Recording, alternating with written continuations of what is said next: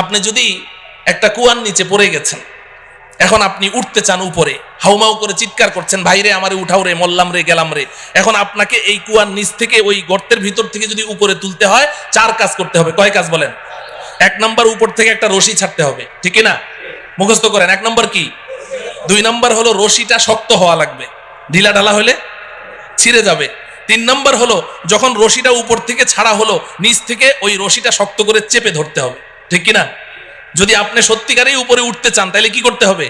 চেপে ধরতে হবে। যদি গাউরা টাইপের হয়, কারণ আমি রশি টশি ধরুম না, উপরে উঠুম, ও কেয়ামত পর্যন্ত উঠতে পারবে নাকি? রশি ধরা লাগবে, ধরতে হবে।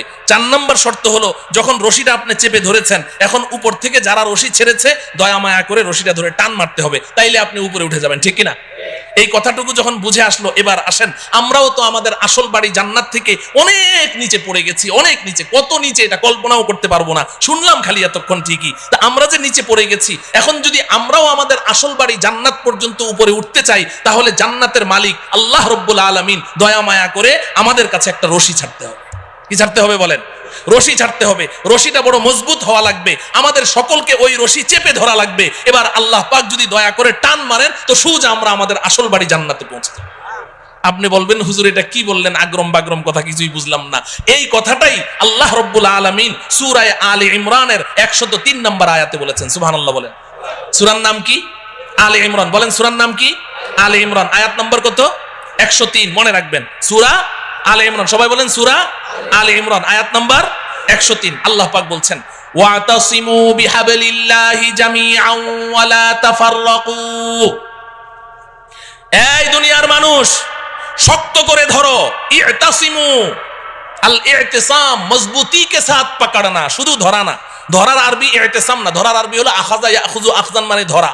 আল্লাহ পাক খুজু বলেননি, ইতাসিমু বলেছেন।